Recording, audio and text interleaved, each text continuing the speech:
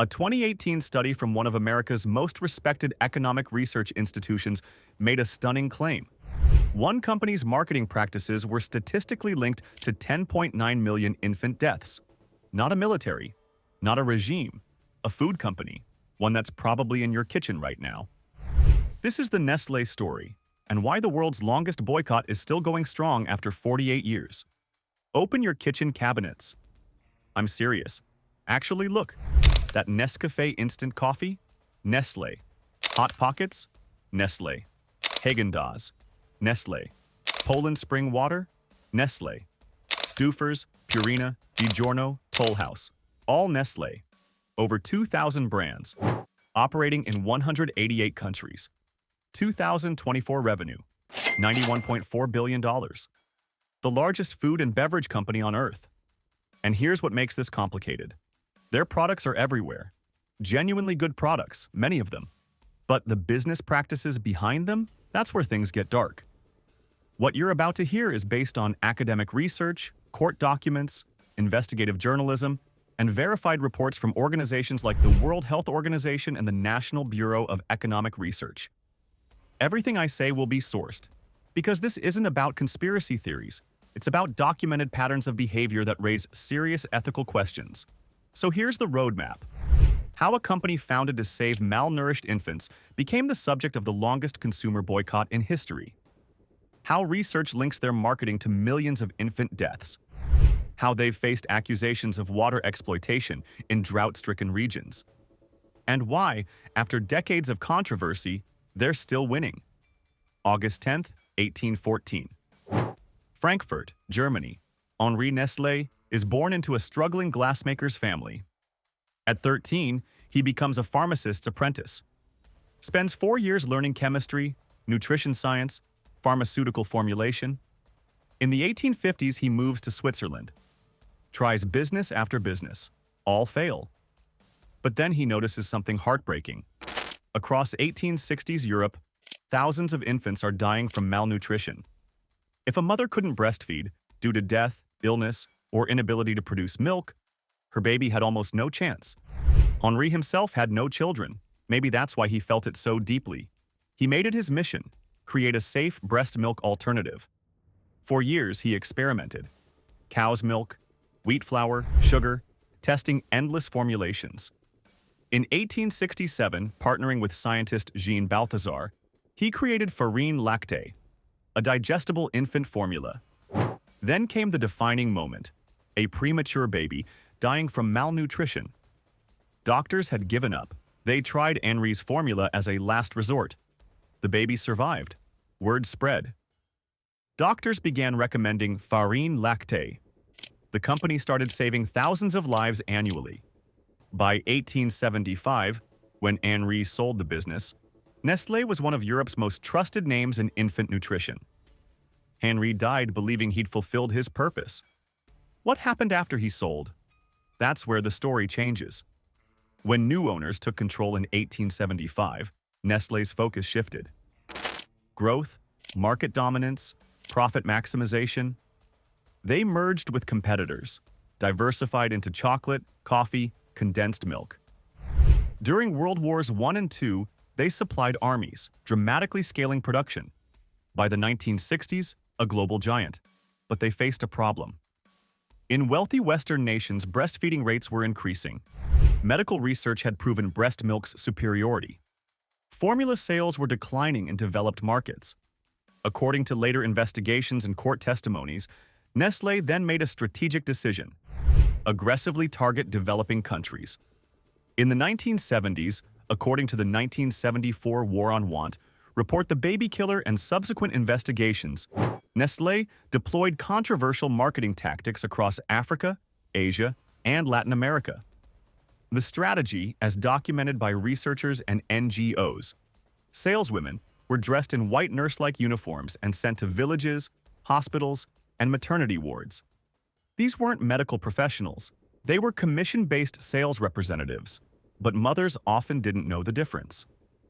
According to witness testimonies compiled by organizations like IBFAN, International Baby Food Action Network. These representatives promoted formula as more modern and scientific than breastfeeding. They distributed free samples, typically enough for about 2 weeks. Here's the critical mechanism, as identified by pediatricians. 2 weeks is approximately how long it takes for a mother's milk supply to significantly diminish from lack of use. Once that happened, mothers became dependent on continued formula purchases. The problem? In many regions, infant formula could cost 40% or more of a family's monthly income, according to economic analyses from that period. Researchers documented that some mothers, unable to afford adequate supplies, would dilute the formula using half the recommended powder to make it last longer. Diluted formula meant insufficient nutrition, but according to public health investigators, the more severe issue was water contamination.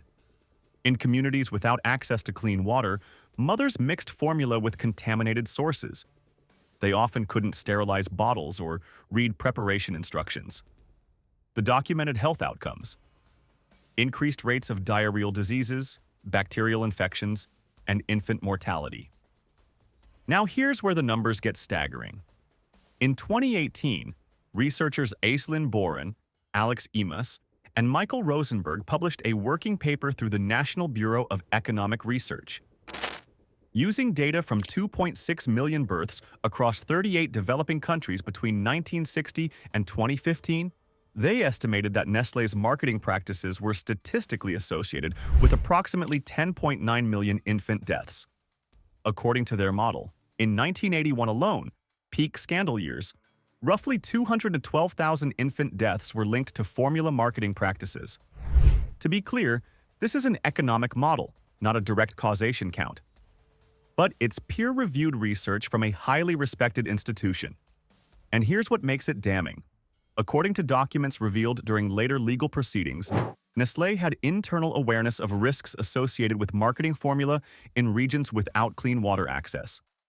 In 1974, the British NGO War on Want published The Baby Killer, exposing these practices. The German translation was more direct: Nestlé kills babies. Nestlé sued for libel. After a 2-year trial, they won technically. The court imposed a 300 Swiss franc fine, roughly $400, on publishers. But the judge made a crucial statement, urging Nestlé to modify practices to prevent their products from becoming lethally dangerous. Public opinion had shifted. July 4, 1977. The Nestlé boycott launched in the United States. Within months, it went global. It's now 2026.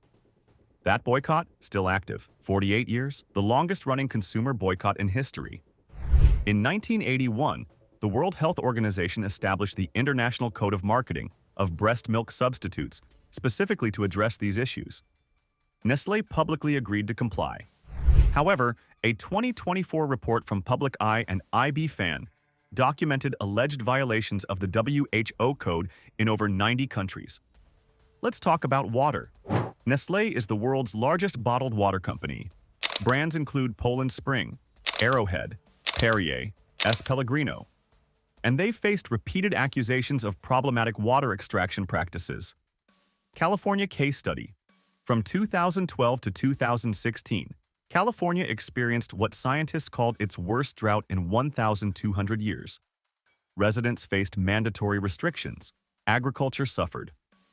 According to investigative reporting by the Desert Sun and environmental groups, Nestlé was extracting over 1 billion gallons annually from the San Bernardino National Forest, using a permit that, according to public records, had expired in 1988. For 33 years, they allegedly operated without valid authorization. Their annual fee, based on available documents, $524 for approximately 1 billion gallons.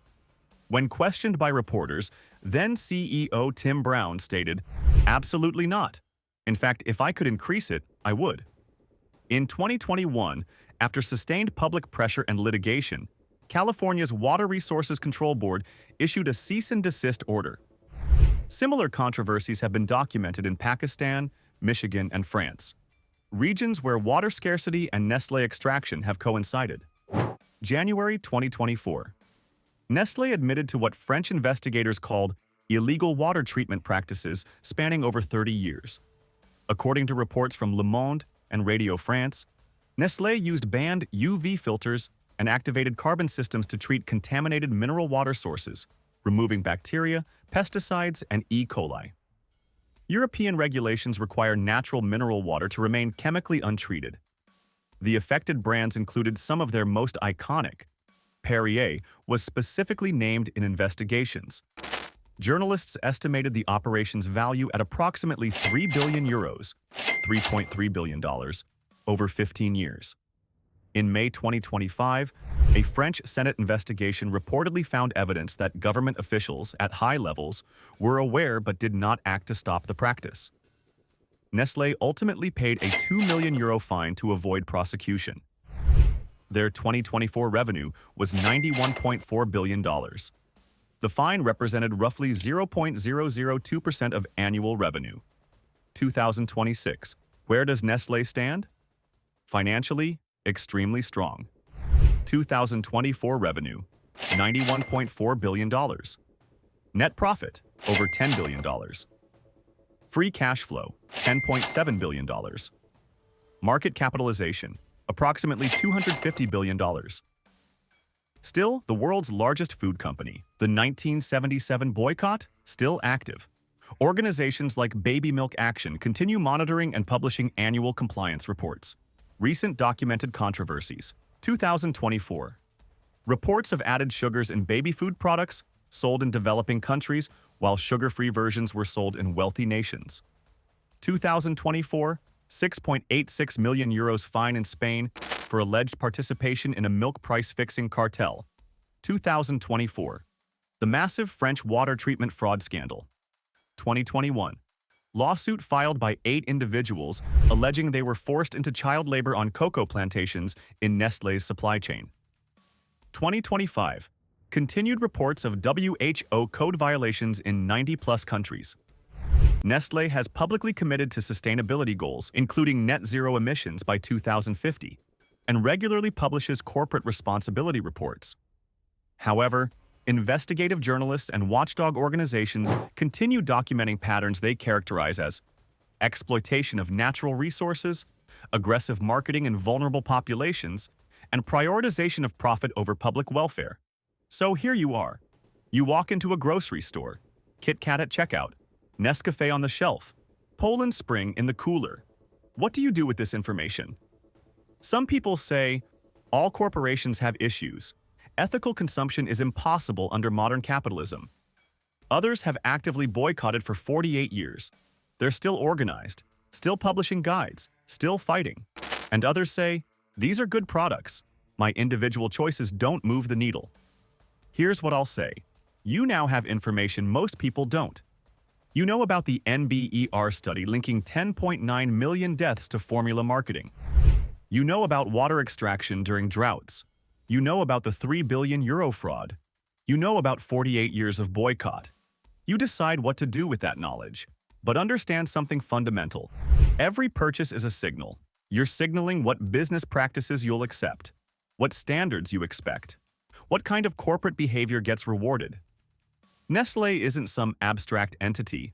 They're in your coffee, your chocolate, your frozen food, your pet's dinner, your drinking water, and they're making a bet that you'll prioritize convenience over these concerns, that you won't care enough to change behavior. Are they right? If this information changed how you view the products in your home, hit subscribe. We investigate global corporations using verified sources, court documents, and academic research, examining stories that often don't make headlines.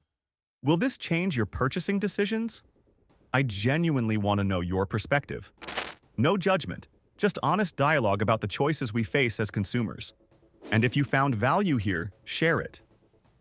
Not for algorithm points, but because information creates accountability. The more people understand documented corporate practices, the more pressure exists for change. Next video. We're examining the fast fashion industry's labor practices, backed by factory inspection reports and worker testimonies. Thanks for watching. See you in the next investigation.